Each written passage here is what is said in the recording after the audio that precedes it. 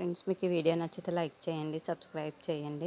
వైష్ణవికి injection చేయడానికి శోభన్ ఇంటికి వస్తాడు. ఇంతలో అక్కడున్న వైష్ణవి ఇంజెక్షన్ చేయించుకోను అని చెప్పేసి అంటుంది. ఆ మాటలు వినగానే అక్కడున్న వరలక్ష్మి చాలా కోపంగా నువ్వు శోభన్ని డాక్టర్ లాగా చూడు అని చెప్పేసి అంటుంది. ఆ మాటలు వినగానే అక్కడున్న వైష్ణవి మాత్రం ఇప్పుడు వీళ్ళు నన్ను వదిలిపెట్టేలా లేదు, సరే మీరు బయటికి వెళ్ళండి, ఇంజెక్షన్ చేయించుకుంటాను, నాకు ఈజీగా ఉంది అని చెప్పేసి వాళ్ళందరినీ పంపించేస్తూ ఉంటుంది.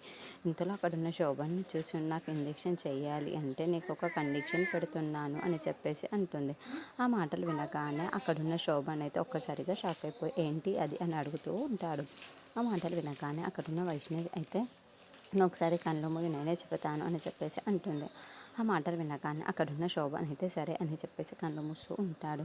ఇంతలో అక్కడున్న కర్చీఫ్ని తీసుకొని వైష్ణవి తన కళ్ళకి గంతలు కట్టేస్తూ ఉంటుంది. అది చూడగానే అక్కడున్న శోభన్ మాత్రం ఏం చేస్తున్నావు వైష్ణవి అని చెప్పేసి అడుగుతూ ఉంటాడు. ఆ మాటలు వినగానే అక్కడున్న వైష్ణవి మాత్రం నువ్వు నడుమును చూడ్డానికి వీల్లేదు, నా నడుమును చూసి నీ కళ్ళు అలా ఆకట్టుకుంటాయి, నాకు ఆ విషయం తెలుసు, నీకు ఇప్పుడు కళ్ళు మూసేసాను, నువ్వు ఇప్పుడు ఇంజెక్షన్ చేయొచ్చు అని చెప్పేసి అంటూ ఒక తెల్లగాటని తీసుకొని తన నడుము దగ్గర పెడుతూ ఉంటుంది. ఇంతలో అక్కడున్న శోభన్ మాత్రం ఇలాంటి పిచ్చి నాకు ఎక్కడ దొరికిందో ఏమో అని చెప్పేసి అనుకుంటూ ఉంటాడు.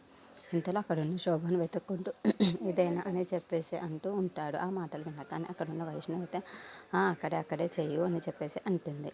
ఇంతలో అక్కడున్న శోభను ఏంటి ఇది ఇంత మెత్తగా తగులుతుందే అని చెప్పేసి కళ్ళు తెచ్చి చూస్తూ ఉంటాడు. ఇంతలో అక్కడున్న వైష్ణవి చేసిన పనిని చూసి ఒక్కసారిగా షాక్ అయిపోతూ ఉంటాడు. ఏంటి ఇలా చేస్తుంది అని చెప్పేసి అనుకుంటూ ఉంటాడు. సరేలే అని చెప్పేసి ఇంజెక్షన్ చేసేస్తూ ఉంటాడు.